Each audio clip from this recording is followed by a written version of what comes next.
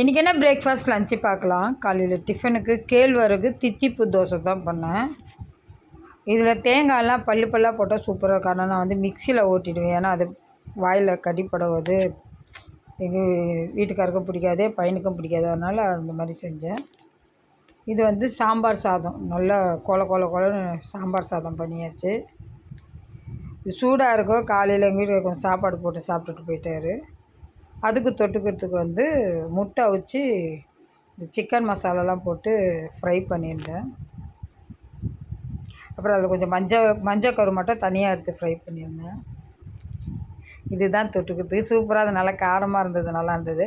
என் பையனுக்கு வந்து கீரை பருப்பு போட்டு கொஞ்சம் கீரை பண்ணி அதில் சாதம் கிளறி அவனுக்கு சிப்ஸ் வச்சு கொடுத்தேன். இது வாழைக்காய் சிப்ஸ். ஏன்னா அவர் வாழைக்காய் சிப்ஸு பண்ணியிருந்தாரில் அதில் கொஞ்சம் இருந்தது.